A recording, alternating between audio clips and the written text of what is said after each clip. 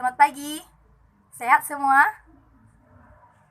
Baiklah, sebelum kita memulai pembelajaran kita, alangkah lebih baiknya untuk mengambil hikmah, marilah kita berdoa menurut agama dan kepercayaan kita masing-masing.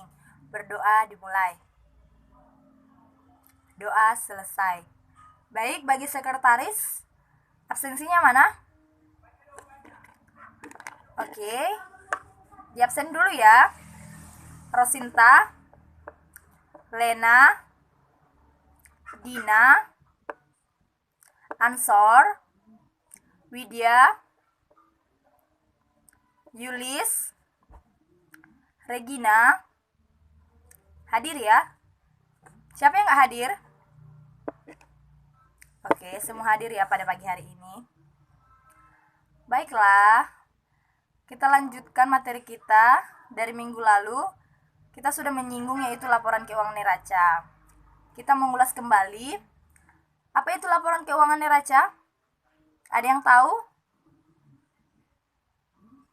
Oke, kita ulangi lagi ya. Dalam laporan keuangan, neraca adalah salah satu yang terpenting untuk perusahaan dalam bidang akuntansi dan manajemen. Membuat laporan keuangan merupakan hal yang umum. Namun sebelum memahami lebih dalam tentang bagaimana membaca laporan keuangan, ada baiknya kita itu mengenal apa saja laporan keuangan, neraca untuk perusahaan dan cara pembuatannya. Laporan keuangan ini yaitu informasi mengenai kondisi keuangan suatu perusahaan yang bisa digunakan untuk melihat kinerja perusahaan tersebut. Salah satunya adalah neraca. Dan yang kita ketahui itu neraca itu merupakan suatu ataupun bentuk dari laporan keuangan yang di dalamnya itu terdapat informasi terkait akun-akun aktiva, modal serta kewajiban perusahaan pada satu periode tertentu. Paham? Paham itu yang dimaksud dengan neraca tersebut? Coba diulangi lagi, Rosinta. Baiklah, oke, benar ya, Rosinta itu ternyata sudah memahaminya. Lanjut, kita melanjutkannya itu komponen neraca itu.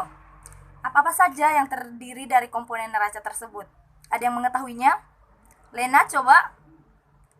Paham? Apa yang ibu tanyakan? Oke, sebutkan komponen dari neraca tersebut. Yaitu terbagi atas 3. Apa saja? Oke, yang disebutkan oleh teman kalian itu, Lena Yanti itu benar ya, yaitu aktiva, kewajiban, serta modal. Ketiga hal tersebut adalah komponen dari neraca. Yang dimaksud dengan aktiva itu kekayaan dari perusahaan yang mempunyai nilai manfaat untuk masa depan, seperti kendaraan, tanah, gedung, dan lainnya. Yang kedua, kewajiban. Kewajiban atau liabilitas terdiri dari beberapa macam, yaitu hutang lancar dan hutang jangka panjang. Lalu, modal. Modal itu yang dimaksud dengan modal yaitu kekayaan perusahaan yang berasal dari pemilik perusahaan tersebut. Oke. Sudah paham ya? Apa yang sudah kita pelajari? Kita lanjut. Bisa dilanjut? Baiklah, bentuk laporan neraca. Bentuk laporan neraca tersebut terbagi atas 2.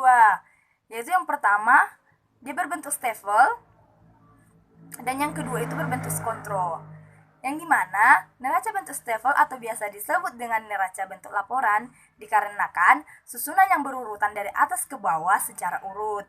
Neraca bentuk laporan tersusun secara urut dari kelompok harta paling atas hingga kelompok utang dan modal itu paling bawah.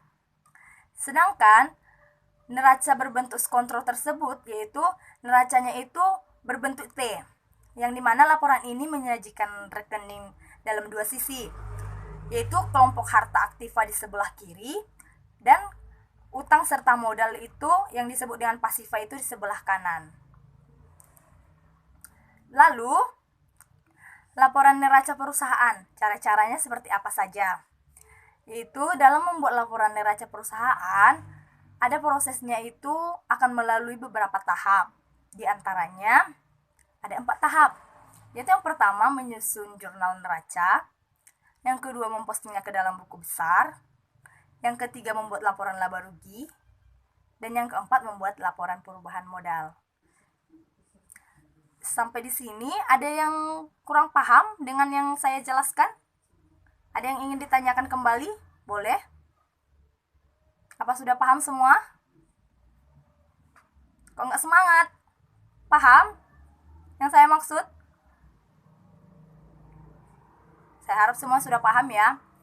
Baiklah, untuk pertemuan selanjutnya, tolong ya dibaca-baca lagi yang sudah kita pelajari sekarang agar kita masuk kepada materi yang selanjutnya. Untuk minggu depan, kita akan melanjutkan materi kita dengan pembahasan ataupun materi yang berbeda lagi. Tolong ini pelajaran kita hari ini dipelajari kembali. Oke? Baik, berhubung waktu kita sudah habis, kita cukupkan ya pertemuan kita hari ini. Baiklah, alangkah lebih baiknya untuk mengambil hikmah adalah kita berdoa menurut agama dan kepercayaan kita masing-masing. Berdoa dimulai. Berdoa selesai. Baik, pertemuan kita cukupkan. Sampai jumpa di hari berikutnya.